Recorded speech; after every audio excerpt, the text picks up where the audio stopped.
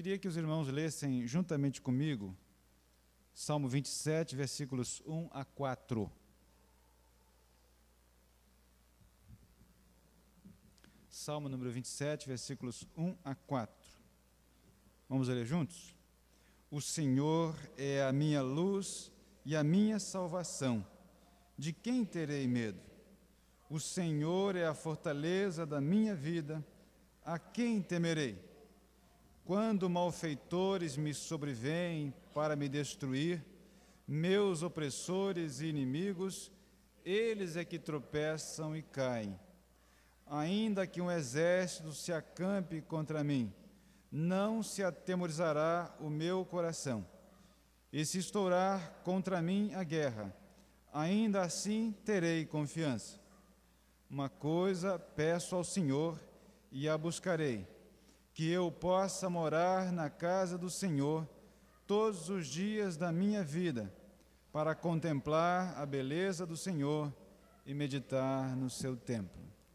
Vamos repetir esse versículo 4, irmãos. Vamos ler juntos outra vez, número 4.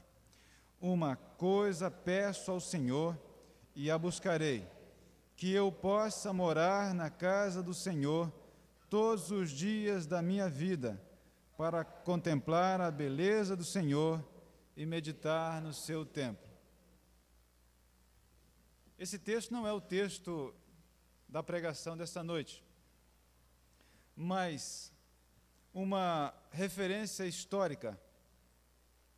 Estamos hoje na primeira semana de março, e achei que isso devia ser lembrado aos irmãos, além de estar no boletim, aí na última página.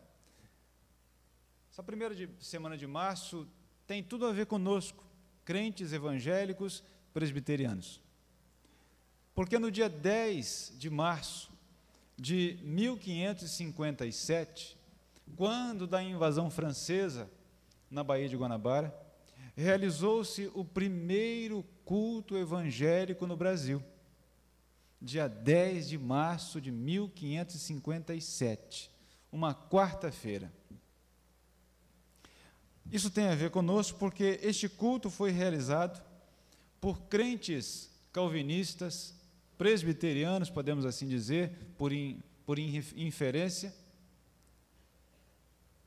crentes convertidos ao Evangelho na França, chamados lá naquele país, na ocasião, de huguenotes, um nome de origem incerta, mas provavelmente porque eles se reuniam às escondidas, à noite, próximo a um castelo de um tal de Hugo.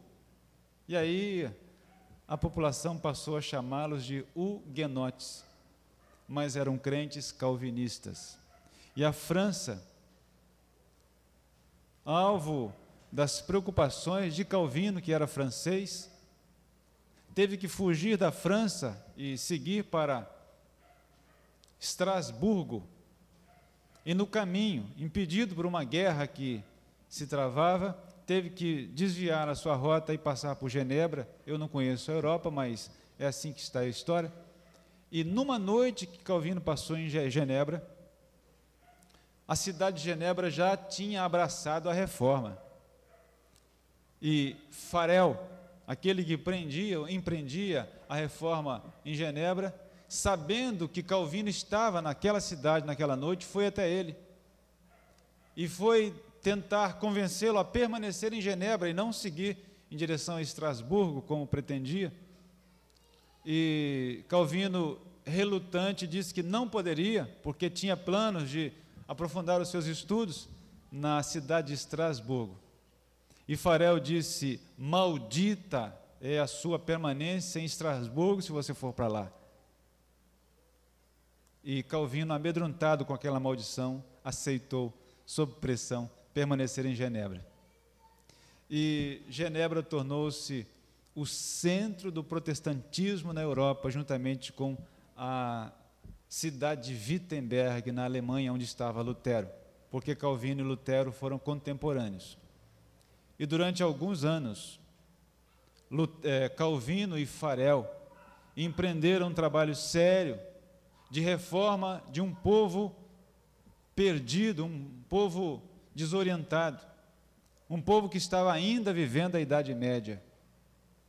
Mas a cidade não resistiu às orientações de Calvino e Farel e os expulsaram de lá. E eles então tiveram que sair.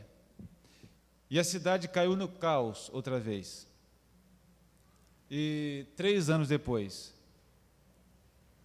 os dirigentes da cidade, o chamado Conselho da Cidade, verificou que Genebra não podia mais continuar naquela desordem e trouxeram de volta Calvino e Farel.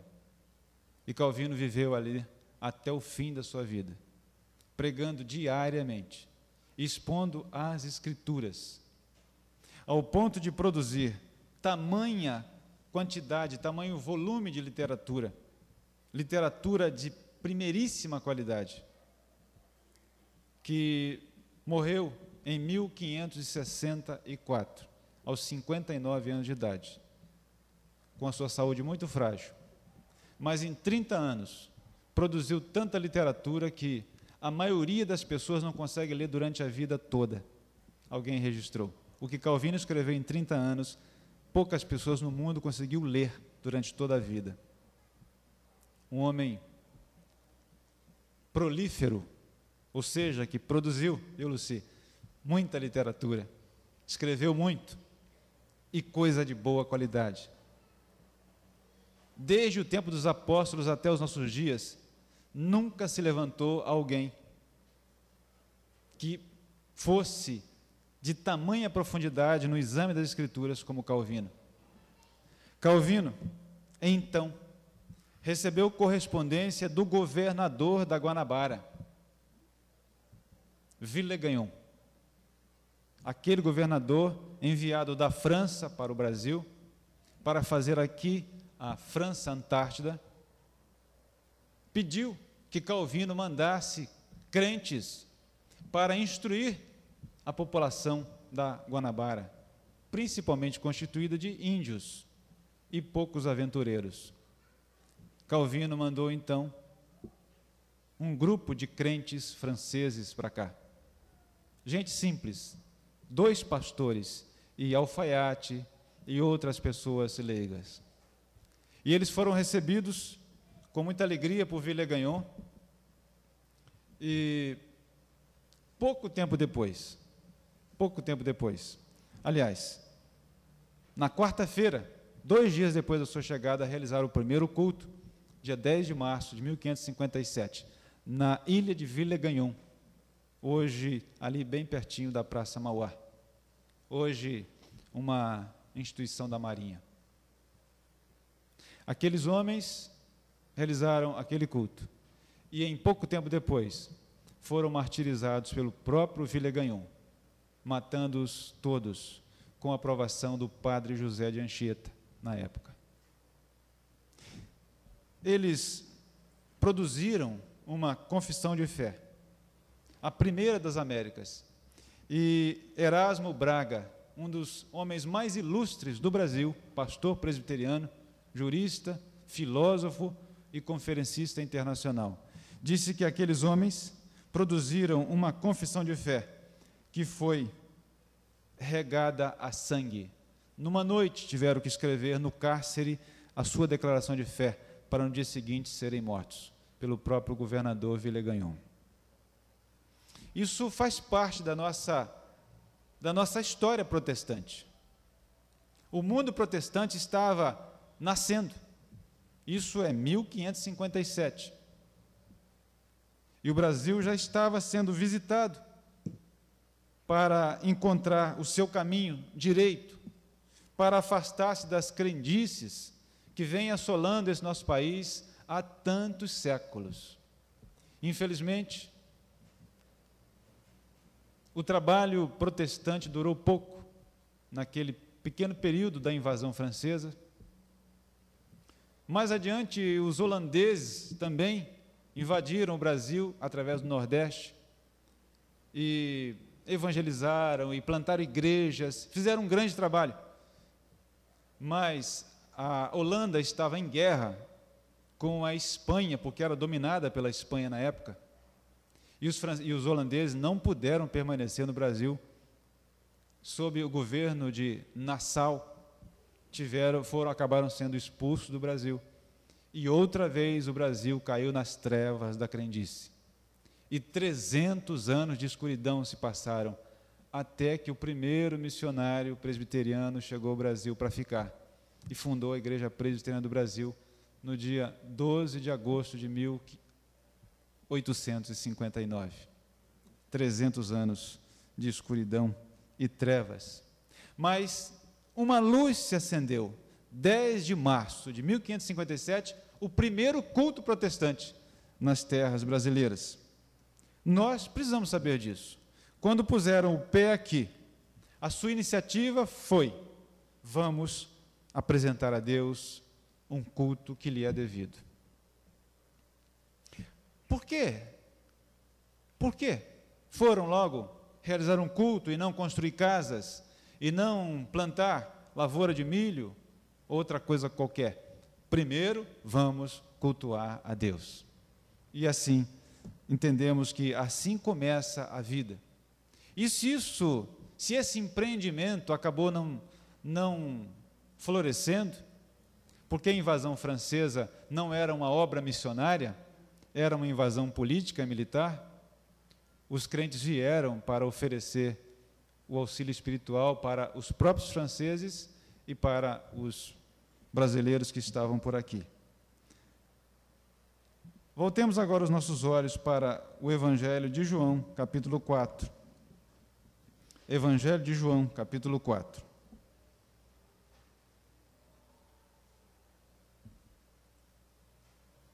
A partir do versículo 19.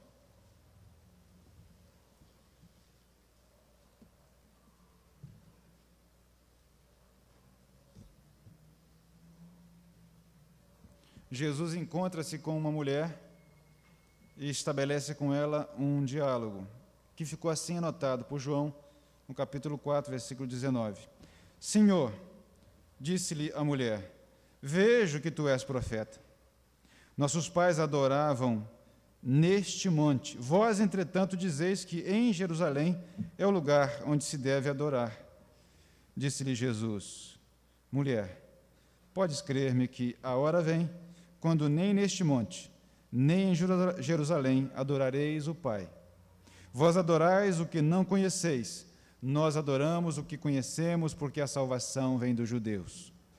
Mas vem a hora, e já chegou, quando os verdadeiros adoradores adorarão o Pai em espírito e em verdade, porque são estes que o Pai procura para seus adoradores.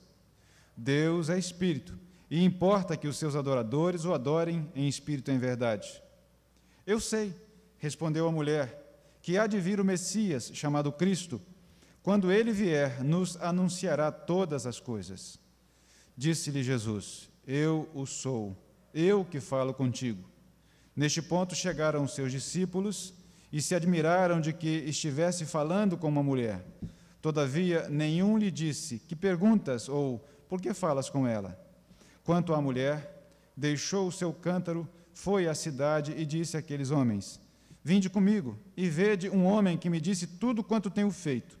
Será este, porventura, o Cristo? Saíram, pois, da cidade e vieram ter com ele. Se os irmãos se lembram bem ou se adquiriram a cópia da pregação de domingo passado, verificarão que o texto é o mesmo sobre o qual meditamos no último domingo, à noite. Volto a esse texto porque não pude dizer aquilo que pretendia, e hoje, acredito, Deus permite que fale nesses pontos relacionados com o culto. Os irmãos podem observar que tenho falado nos últimos 3 domingos a respeito de culto, não de evangelização, não de assistência social, mas de culto.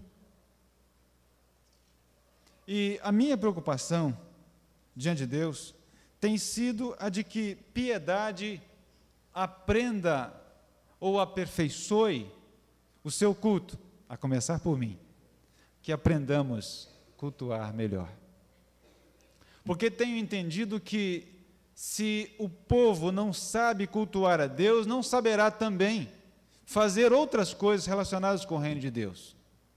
E se o culto não for algo de extremo valor para o crente, fico pensando, o que será então de maior valor? Se é a hora e é a ocasião em que nos reunimos e comparecemos diante do Senhor, se isso não tem tamanha importância, o que terá então? Um dia, um par de irmãs estavam recebendo o ilustre visitante, o Senhor Jesus. Uma agitava-se tomando providências para manter as coisas em ordem, e a outra estava quedada aos pés de Jesus. E Jesus disse para a primeira: esta escolheu a melhor parte. Estar com Jesus é melhor do que estar fazendo coisas para Jesus. Eu acho que é fácil de entender isso. Estar com Jesus é melhor do que estar fazendo coisas para Jesus. Se nós nos voltamos para a história da nossa igreja presbiteriana do Brasil, vamos lembrar do fundador de 1859, que um dia, atarefado, super atarefado, com tantos afazeres, cuidando do seminário que tinha constituído, da igreja, da imprensa evangélica, do presbitério já organizado, com apenas 4 igrejas, Simonton, apavorado, com tantos afazeres, no reino de Deus, disse que um batismo de fogo me consuma, porque as minhas ocupações estão me afastando do meu Deus. Parece um contrassenso, que alguém se ocupe tanto com as coisas de Deus e se esqueça de Deus. E nós devemos cuidar, principalmente aqueles que são hiperativos. E não são apenas crianças que têm esse problema de hiperatividade. Há crentes, muitos crentes, que têm esse defeito, que precisa ser corrigido, a chamada hiperatividade. Ficam fazendo de tudo e querem fazer mais ainda. Que bonito! Como a irmã trabalha, como o irmão é aplicado. Mas Deus não está gostando de hiperatividade. Deus está preferindo adoração, culto. Deus está preferindo contemplação. E ninguém queira corrigir Jesus quando disse: Marta, Marta, Maria escolheu o melhor. Ninguém queira dizer que Jesus está errado quando algumas pessoas hiperativas são questionadas quanto ao seu comportamento. Mas Jesus estava errado? Ficar ao lado de Jesus, contemplar a pessoa e a face de Deus é mais importante. Fará mais diferença para nós, para o nosso e para o mundo. E Deus se agrada mais disso. Devemos ter cuidado. A adoração tem que estar em destaque na nossa vida. Por que estamos falando disso nesse texto? Porque Jesus fala aqui de adoração e de adoradores. Jesus fala aqui de culto, porque ele foi questionado sobre isso pela mulher. E esse assunto nos interessa. A verdadeira adoração tem seus efeitos interiores em nós, tais como alargar nossos horizontes e nos descentralizar do nosso ego, enfraquecer os nossos temores, alterar nossas perspectivas. Isto é resultante da verdadeira adoração. Eu vou repetir. Tem seus efeitos interiores em nós. Alarga os nossos horizontes, nos descentraliza do nosso ego, enfraquece os nossos temores e altera as nossas perspectivas. Faz com que nós vejamos o mundo de modo mais apropriadamente, de modo melhor. A adoração é potencialmente uma experiência de cura, pois quebrantados diante de Deus, nos livramos de muitos temores e traumas que se tornam, às vezes, lamentáveis patologias. Amados, esse texto, extraído de publicações especializadas, que eu reuni nesse documento e trago agora para os irmãos. Os autores afirmam que a adoração pode promover transformações físicas e psicológicas em nós para o bem, ou, se mal orientada, para o desastre também. De todo modo, a adoração pode curar patologias, doenças que há em nós. Porque nos ajuda, a adoração ao Deus verdadeiro e a verdadeira adoração nos ajuda a consertar o nosso organismo, a nossa visão de mundo, a nossa visão de nós mesmos, a nossa visão de Deus. E os verdadeiros adoradores estão mais no eixo, estão mais equilibrados, não caem em doenças que são resultado de distúrbios mentais com muita facilidade. Não se tornam fanáticos, porque o culto verdadeiro é um culto inteligente, é um culto razoável, é um culto racional.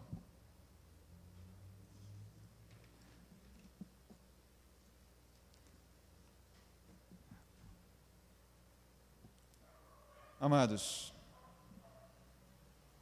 a adoração em nossos dias, nos dias modernos, se tornou um produto de consumo, um lanche popular, algo preparado em escala industrial. O público evangélico atual espera que as igrejas providenciem um menu de diferentes e divergentes estilos de adoração e experiência. Culto para idosos, culto para os jovens. O culto cristão, porém, deve ser focalizado não na capacidade de comunicação, estilo e esperteza do dirigente ou do grupo, mas o culto cristão precisa ter seu foco na santidade de Deus. Nesse boletim de hoje, coloco também isso, transcrevi esse texto de Cláudio Marra, em que ele faz uma autocrítica, já que ele é presbiteriano, ele também é pastor como nós, presbiterianos somos. E diz que muito dos nossos cultos se tornam, às vezes, ele fala de presbiterianos, mas evidentemente de evangélicos, de encontros de autoajuda, onde a pessoa procura o culto à adoração, não por causa da adoração propriamente, mas procurando resolver seus problemas pessoais. E aí, um dos cânticos bem conhecidos e cantados é: você tem valor. Evidentemente que ninguém está negando isso, nem tampouco Cláudio Marra está negando isso. Mas quando isso é muito enfatizado, significa que o valor de Deus é colocado mais para baixo.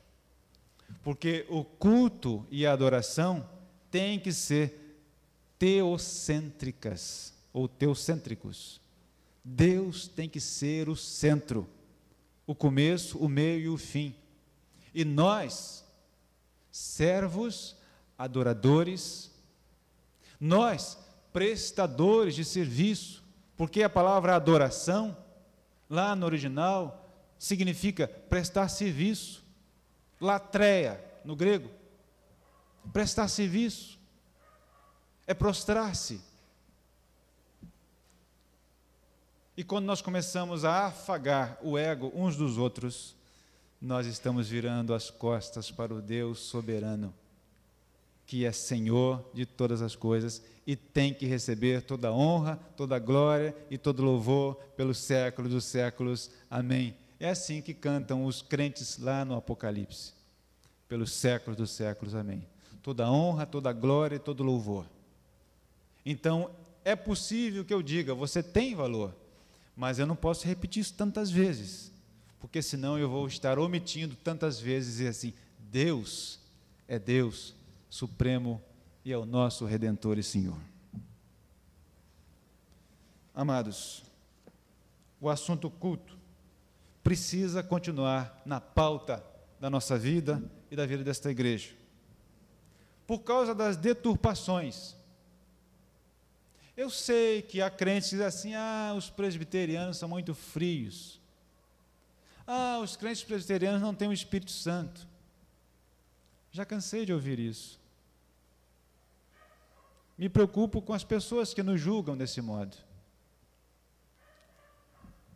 Mas não me preocupo conosco mesmos, no sentido de que estamos preocupados. Será que somos frios na adoração? Eventualmente somos. Precisamos corrigir, é verdade. Mas não temos o Espírito Santo? Ele não está conosco? Alguns erros mais comuns entre o povo cristão, refletidos em nossa liturgia, evangélicos do Brasil, ocorrem às vezes por remotas influências. E eu coloquei, por exemplo, o existencialismo. De modo simplificado, é a ênfase na experiência antes que na razão. Experiência tem mais valor do que a razão. A liturgia torna-se um meio de se atingir emoções. Muitos dos nossos cânticos são instrumentos de autoajuda, de autoaceitação. O resultado esperado é o de nos sentirmos bem. Isso é resultado de uma linha filosófica chamada existencialismo. Eu preciso me sentir bem no culto. É claro que todo mundo quer se sentir bem, mas no culto quem tem que ser agradado é Deus. A adoração é a Ele, os louvores e a glória são para Ele, e nós somos adoradores. Agora, se eu venho ao culto para eu me sentir bem, independentemente se Deus foi exaltado e glorificado, há um desvio. O humanismo, o culto foi transformado em programa, e o desejo de se obter felicidade é certamente maior do que o de se obter santidade. Um dos maiores perigos é o de se usar Deus antes que atribuir-lhe a devida glória. É influência do humanismo. Mais ou menos parecido com o existencialismo. Eu quero tirar todo o proveito de Deus. Eu quero saber o que Deus tem para mim. Mas eu não estou perguntando o que eu tenho para Deus. E se nós retrocedermos um pouco na história bíblica, nós vamos ver que o culto era caracterizado constantemente por oferta, não de dinheiro necessariamente, mas o culto é um oferecimento a Deus, do nosso coração, do nosso caráter, da nossa vida, é uma entrega. Culto é oferta. Há dias em que trazemos contribuições financeiras, e a igreja precisa de contribuições financeiras, certamente. Tem muito o que pagar com o que se arrecada nessa igreja. Há muitas despesas. E há homens idôneos aí nesse conselho que administram isso com destreza. Economistas, contadores, administradores, gente crente, que tem temor de Deus e que sabe que o dinheiro que aqui se arrecada é dinheiro santo. Ninguém suspeite disso com certeza. Mas não é dessa oferta só que eu estou falando, ou que o culto se caracteriza. É eu me entregar. É o que Paulo fala em Romanos 12.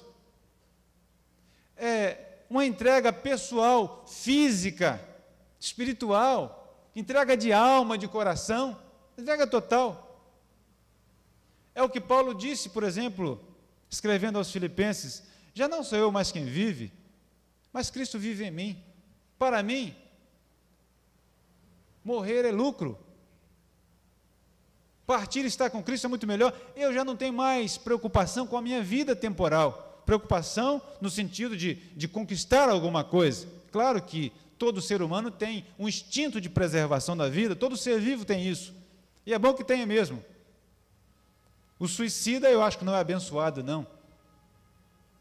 Devemos preservar, cuidar, tomar banho de vez em quando, botar uma roupa bonita, nos alegrar. Isso é bom, cuidar da nossa família, do nosso patrimônio, tudo isso é coisa boa. Não podemos pôr o nosso coração no nosso tesouro, ou nas coisas, ou na família. A gente às vezes vê frases de efeito, né? Alguém escreve assim: meus filhos, minha vida. É um desvio. Por mais bonito que seja, é um desvio. E quem não teve filhos? Então não tem vida? Meus filhos, minha vida. Bonito. Mas é um atalho. É uma inverdade. O pragmatismo é o princípio de que se funciona é válido. Se nós vamos fazer uma programação, vamos conseguir atrair muita gente, então vamos fazer. Não vamos avaliar se os métodos são bíblicos, mas vamos ver assim, deu certo, então é bom. As decisões são tomadas não pela essência, mas pelo resultado. Vamos fazer um culto que faça com que cheguemos ao resultado esperado. A aplicação deste princípio na adoração é desastroso, pois o juiz supremo passa a ser um grupo de pessoas e não o Espírito Santo. Se há aprovação popular, então vamos continuar. Não perguntamos se há aprovação de Deus. E quem sabe se a maioria estava certa? Quem sabe? Quem diz a voz do povo é a voz de Deus? Será que é? A voz do povo aprovou Hitler. Hitler tinha aprovação unânime na Alemanha, quase que isso. É a voz de Deus? Cuidado com o pragmatismo, devemos ter. É o mal denunciado em Romanos 12, o de conformar-se com o século. A maioria quer, então, vamos por aí. Às vezes tenho dito, igreja não é uma democracia, culto não é democrático. Se tem que ter um título nessa área, é teocrático. Deus manda, nós obedecemos. Culto não é democrático. Ah, mas o povo gostou muito. É? E Deus gostou? Ah, o povo não gostou. Mas Deus gostou? Se Deus gostou e todo mundo foi contra, vamos continuar.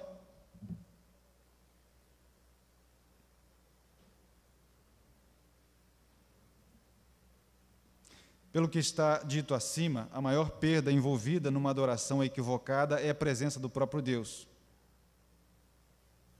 Na adoração equivocada, perdemos a presença de Deus. Ele foi embora. Ele faz o que fez com os adoradores lá do profeta Isaías, lá no tempo do profeta Isaías. Quando vocês se reúnem, eu não estou presente. Eu viro as costas. Quando vocês erguem as mãos para orar, eu não escuto. Eu não estou aí. Eu fui para outro lugar. Alguém pode dizer, mas Deus é onipresente. É onipresente. Mas Ele está de modo particular, especial e alegre no culto onde Ele é adorado em espírito e em verdade.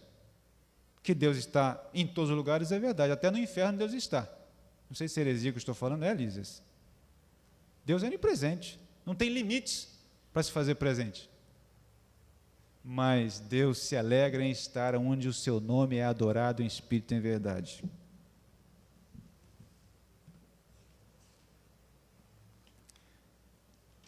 Voltemos ao diálogo de Jesus com aquela mulher que não tem nome. Primeira conclusão, irmãos, a respeito da verdadeira adoração nesse texto. Primeiro, aquela mulher tinha essa preocupação. Ela tinha um interesse pelo culto, sem entender muito bem, mas ela tinha interesse. Aliás, de um modo geral, o ser humano tem interesse pela divindade. De um modo geral. Há um interesse latente, lá no interior do coração das pessoas e da mente. Agostinho, um bispo que viveu no século IV, disse que há um vazio no coração de todo ser humano que só pode ser, disse em outras palavras, né, que só pode ser preenchido por Deus. Há um vazio no coração de todo ser humano que só pode ser preenchido por Deus.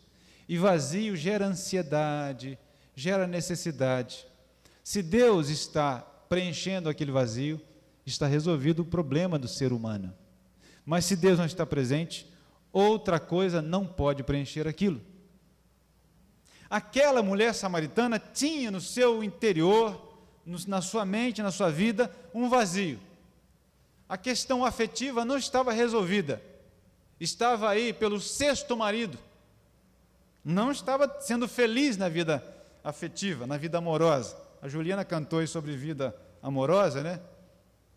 Essa mulher não estava sendo feliz nesse assunto. 6 homens na sua vida e não resolveram o problema da afetividade. Tem gente que hoje, de fato, continua fazendo isso. Estão mudando de cônjuge na busca da felicidade. Alguns fazem até propaganda disso, e com certa alegria. Não estão nem percebendo que estão passando um atestado de infelicidade. São pessoas incompletas, infelizes. São pessoas que estão precisando de Deus na sua vida, não de cônjuge ou de outro parceiro na vida afetiva. Precisam de Deus.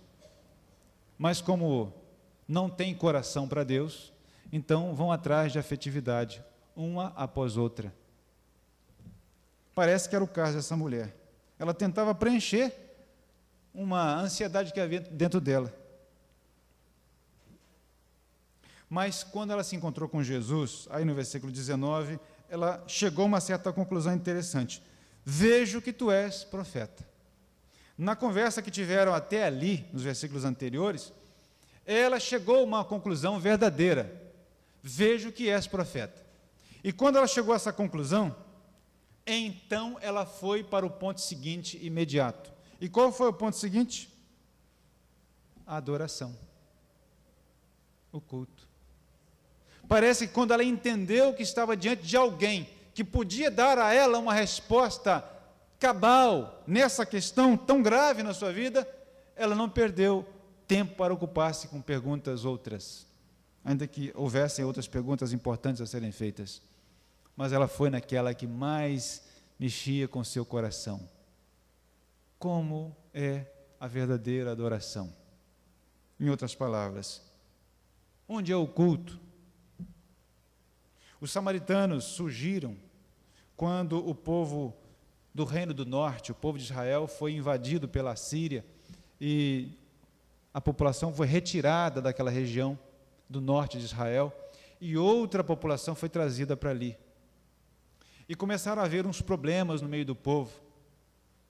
E aí os dominadores concluíram que o Deus, eles eram pagãos, o Deus daquela região estava zangado e que precisava de ter ali um culto. E aí começaram a trazer falsos, aliás, sacerdotes despreparados para fazerem o culto dali. Mas, para falar a verdade, o problema de adoração surgiu antes de surgirem os samaritanos. Surgiu o problema quando surgiu o próprio povo de Israel, o Reino do Norte, através daquela revolta contra Roboão, o filho de Salomão. 10 tribos ficaram com Jeroboão, e este, para não permitir que o povo fosse a Jerusalém, construiu um templo no monte Gerizim, e fez ali também um centro de adoração, só que pervertido, diferente daquele prescrito para o povo de Israel, para evitar que houvesse uma evasão da população, para que a população não fosse para Jerusalém, quis segurá-los aqui, quis usar a religião como instrumento político. Aliás, isso, irmãos, nós já temos visto, estamos carecas de saber. A religião constantemente é usada como ferramenta eleitoral. Só quem é bobo não percebeu isso ainda. Nós não somos massa de manobra, nós não somos curral eleitoral, nós temos juízo e podemos analisar candidatos, partidos, tomar decisões maduras. Nós não nos deixamos levar pela influência do fulano de tal. Nós queremos saber o que se passa na mente, nos planos do tal candidato. Então, vimos que aí começa a surgir o problema, e aquela mulher estava como um resultante de uma confusão geográfica, demográfica, ou seja, de uma confusão de região e de povo. E aí, esta mulher diz: eu quero entender, eu quero saber sobre adoração. E eu coloquei, irmãos, que a verdadeira adoração, ela é prioritária naqueles que são sinceros. Há indicações de que esta mulher, apesar de ter uma vida promíscua, pelo que Jesus disse e constatou, ela estava interessada em consertar a sua vida e encontrou o lugar e a hora e a pessoa certa para fazer isso, Jesus. E quando ela começou a acertar a sua vida, ela descobriu que a adoração era prioritária. Quando, irmãos, eu me preocupo com horários do culto, com os preparativos, que o microfone que corre para cá, para lá, assim um pouco fora de hora, conforme diz o texto aqui, o copo d'água que vem depois que o culto começou, às vezes nem vem. Quando eu vejo a indumentária imprópria para o culto, trajes que não são decentes, quando vejo vocabulário e linguajar que não combinam com a liturgia, eu fico me lembrando dessas questões que envolvem o culto, da seriedade, do temor devido aos adoradores. Estamos diante de Deus que se faz presente com os seus anjos no nosso meio, e isso é muito importante. Isso tem que ser levado a sério. Isso é prioritário na nossa vida, como foi na vida dessa mulher. Logo que percebeu que estava diante de um profeta, ela fez então a pergunta-chave: e quanto à adoração? A segunda lição que destaco em relação ao culto é que ele é espiritual. O culto é espiritual. O culto tem a ver com o comportamento interior, com uma vida que é digna de Deus. Deus é espírito, disse Jesus, e importa que os seus adoradores o adorem em espírito e em verdade. Por isso os protestantes odeiam imagens esculpidas ou qualquer outro tipo de símbolo do culto que ultrapasse a Santa Ceia e o batismo. Os sacramentos são os elementos visíveis do culto, a água do batismo, o pão e o cálice, e nada mais, e nada mais. A água do batismo simbolizando santificação, purificação, simbolizando o vínculo, o pacto que a pessoa passa a estabelecer com Deus e Deus com a pessoa, com o regenerado. O pão e o cálice simbolizando o corpo e o sangue de Cristo. Isso está na Bíblia. Agora, quando o culto torna-se sensitivo, quando é preciso tocar alguma coisa, beijar o pé daquele santo, fazer um outro gesto material, quando é preciso um comportamento físico apropriado, aí já começa a fugir da espiritualidade, começa a se tornar um culto materializado. Posso dizer que o culto é espiritual também? Porque quando a mulher fez a pergunta a respeito de adoração, foi depois de ela verificar que estava diante de um profeta. Diante de um profeta. Aí, então, ela fez a pergunta que queria fazer, que a incomodava. É claro que nos preocupamos com elementos materiais no culto, como eu disse, com a roupa e etc, etc, com instrumentos nos devidos lugares, com tudo bem preparado. Isso para que o culto seja ainda mais espiritual, que não haja afetações para atrapalharem o nosso coração e a nossa mente. É possível adorar a Deus nesse lugar aqui que é reservado para isso, na nossa casa, no ônibus que está andando. Jonas lembrou-se de Deus no ventre de um peixe que submergia lá para o fundo do oceano. Amados, Deus é onipresente. E Ele quer de nós um comportamento espiritual. Ele não se impressiona com o que falamos ou com os nossos gestos. Ele se impressiona com o nosso coração. Porque Ele nos vê de dentro para fora. Ele nos vê lá por dentro e sabe se estamos interessados em agradá-lo, em exaltá-lo, em glorificá-lo, ou se estamos apenas erguendo uma máscara para impressionar pessoas. Ele sabe disso e nós também sabemos disso. Devemos lembrar disso. O culto é espiritual. Deus nos vê por dentro. Por isso devemos ser vigilantes. Essa mulher estava preocupada com esse assunto. E Jesus respondeu nesse viés, dizendo: é espírito e tem que ser em verdade. Finalmente, Jesus ensina para essa mulher e também nos ensina que o culto, ele não é de iniciativa humana. Nós não chegamos até aqui simplesmente porque nós queríamos vir. Nós não comparecemos diante de Deus simplesmente porque fomos impulsionados por uma vontade que deu na nossa mente. Nós não comparecemos ao culto quando queremos. Nós nos reunimos diante de Deus, ou melhor, os verdadeiros adoradores comparecem diante de Deus trazidos pela mão do próprio Deus. Deus os tira de onde eles estão e os traz à sua presença, reúne-os juntamente com os outros para que este seja um culto verdadeiro, uma congregação de verdadeiros adoradores, porque o próprio Deus é quem vai buscá-los. Não há voluntários, não há adoradores verdadeiros voluntários, porque Jesus disse, os que comparecem são trazidos, escolhidos a dedo, chamados lá de onde estavam, onde estão, e trazidos para o culto. São estes que o Pai procura, disse Jesus. Isso deve nos fazer refletir sobre, então, como nos comportar no culto. Se o culto é para nós uma prioridade, é realmente muito importante. Se entendemos que o culto é espiritual, que Deus não se impressiona com aparências, se já vimos que se chegamos à presença de Deus para o culto e o fazemos porque Deus nos trouxe, devemos saber então que esta hora, esse dia reservados para o culto, tem que ser aproveitados com o nosso coração quebrantado, com a nossa mente posta em Deus. Por isso, desprezamos outras atividades no domingo, que é o dia do Senhor. Nós não gostamos de dias santos e feriados, nós gostamos é do domingo, dia do Senhor. E nesse dia nós não queremos nos ocupar com coisas seculares, coisas que podem ser feitas em outros dias. Nós queremos dedicar esse dia para o descanso do nosso corpo e mente e para as coisas do reino de Deus.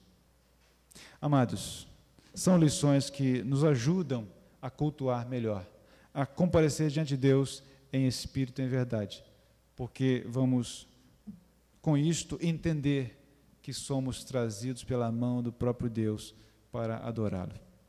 Que Deus nos ajude e nos corrija e faça de nós, crentes aqui de piedade, um rebanho de verdadeiros adoradores, espirituais, dóceis, quebrantados, celebrantes da graça de Deus constante